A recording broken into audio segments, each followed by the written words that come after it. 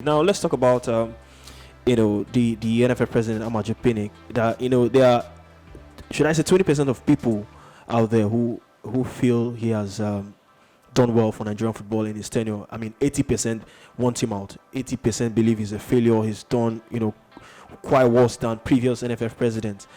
Now, do you think he has failed, Amaju Pinnick? He's been there for 8 years, 2 tenures. Now I listened to him on Top Radio. They were asking me if he's going to run for a third term. He said his family doesn't want to allow him to go for a third term. That's not the answer to the question.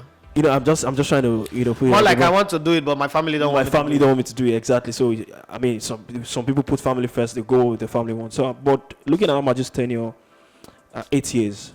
Do you think it's the worst compared to previous NFF president, and he's done better? Result based, so the optics, if you go with the optics, is a monumental failure. Yeah, but the optics does not align in this case. Why I say the optics does not align, it's easy to say, under 17, we stopped qualifying for under 17. We didn't qualify for football events at the Olympics. We under Amaju, we didn't qualify for Nations Cup. We also have failed now to qualify for World Cup. Only twice have this happened.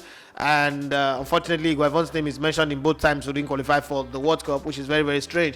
But Amaju also is part of it. But when you look at the economics, so it's like Ed Woodward at Manchester United. I don't think that any other FA president have had to deal with football in Nigeria and have to grapple with the reality of doing football without government support. This is the first time it's happening. So he came into the environment with a different idea in mind, and he met a different shape entirely. Probably he came in with the idea that he was going to run football this way, and then when he came in, he saw something different. There was no financial backing. He had to reinvent things and make more money, bring in more sponsorship.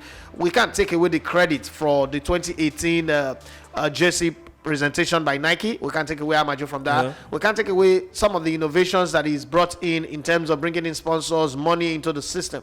But when you bring in those money, what did it translate to in football terms? And I think that it goes back to what I said at the beginning of his tenure as the NFF president. I said this, and we're still going to go back. We always look back to that. I said, if Amaju, who was the chairman of a football club in the Nigerian league, become the NFF president, and he failed to, push Shehu Diko, whoever is there, then it was the LMC, the former chairman, Udukarabo, failed to push them and drive them towards making the league a viable league that will bring competition both to the national team and us on the continent.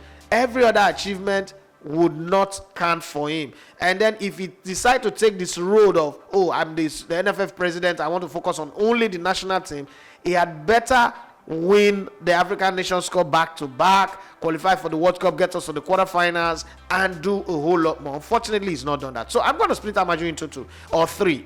As the NFF president, result-wise on the field, economically successful, the best ever that you ever have. And then I'm going to also put him on another 2 side. As a servant of the game in Nigeria, it's a bad servant. It's not served the game very well in Nigeria.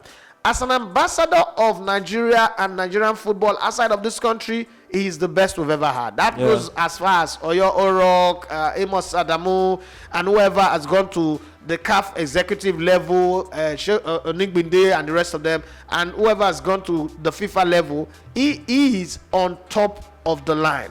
He's overseen 2 CAF president change.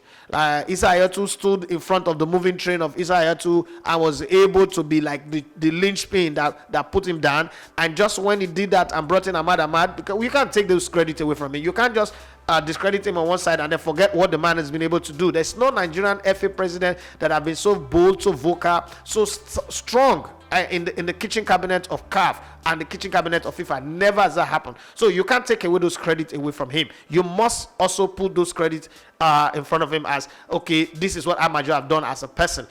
And then Ahmad failed. They removed him. You would have thought that the tide that was sweeping Ahmad away would sweep Amaju, especially after the Nations Cup in 2019 in Egypt, where everybody felt like he made some mistakes, he did do some things where he said some things I shouldn't have said, that later that was exposed in public, and everybody like, Amaju is gone with Ahmad. How he morphed and came back with Patrice Motsepe the way he did and became a very strong man, not only in CAF, but also at FIFA level, where now the FIFA president sent him recently, was in Romania, the only black man in that place doing the things that he's doing. You can't say this guy is 100% a failure. So you have to put a balance, put it on the scale, and say, well, it's not really failure. You know why I'm saying this?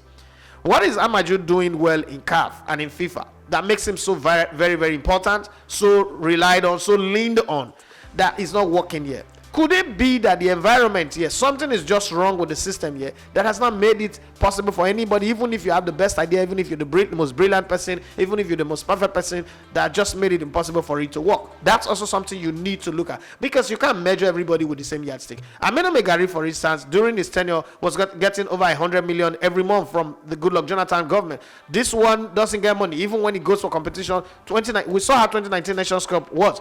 Money was approved, never released. We went to the Nations Cup and came back. The question is the money approved for us to use for the Nations Cup or not? And the same thing happened with the Under-17 that won the Under-17 World Cup in Chile. Money was approved. Solomon Dalot didn't release the money until they had gone to the Nations Cup and come back. So all of this, coaches' salaries are not being paid. Previously, the coaches' salary is the headache of the federal government. Now, Amaju had to go battle with companies, and sometimes these companies are dealing with the economic realities of Nigeria and not being able to meet up their obligation. But then, as a businessman, you have to be very careful. You don't, hang your sponsors out dry, because another sponsor is looking, oh, if this is what you do to people who do business with you, I'm not going to do business with you. The caution of, oh, government is going to write off the bill and all that. That's why when people say, oh, everybody gonna trust should do like Clement Vesta, I'm like, Nigeria is no longer what it used to be in 1989 to 1994. It can't even do like that. This Ganatrol does not even have access to the vice president. Then this Clement Vesta had access to Augustus Ikomo, and it's different. Clement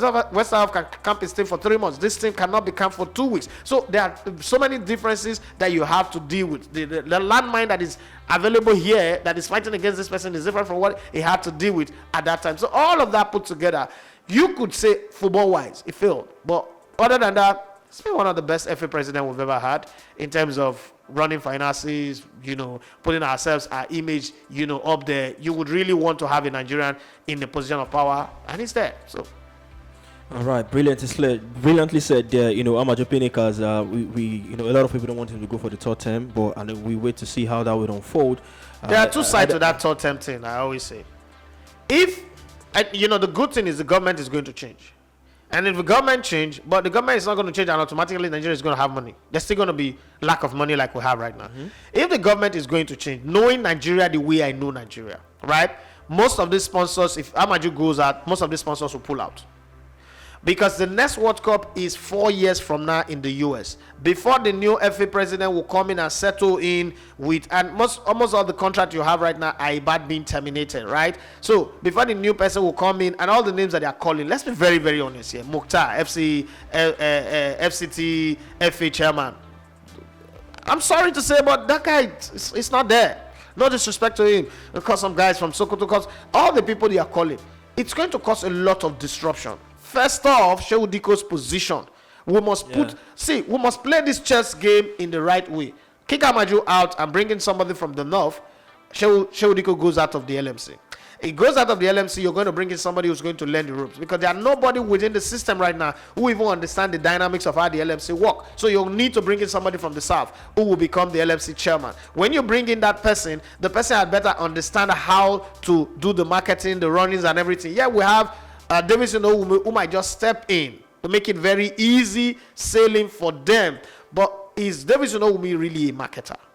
We've seen him at Rangers, not a single sponsor.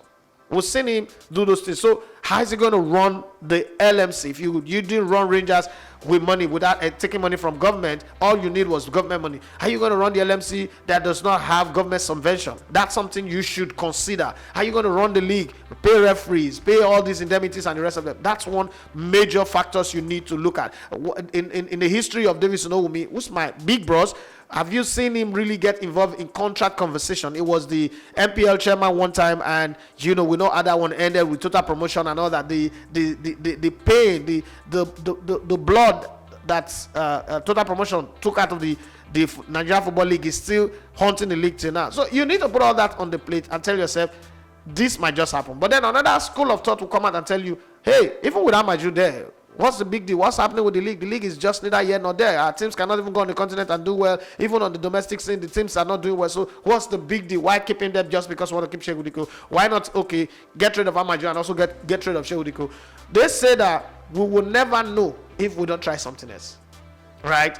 We will never know if we don't try something else. So if we want to go for a new person, and that guy will be as supportive to them as I am supportive to Amaju. But I'm thinking we should be very, very careful because we will never know if we don't try something else. That's why we got Buhari in instead of Goodluck Jonathan. And the dollar went from 87 to 500.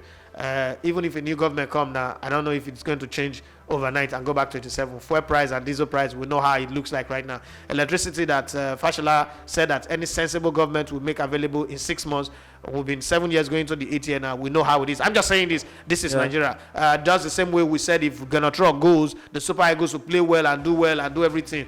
Qualification is not something that Nigeria should be talking about. Nigeria is bigger than qualification. They should be talking of quarterfinals of the World Cup.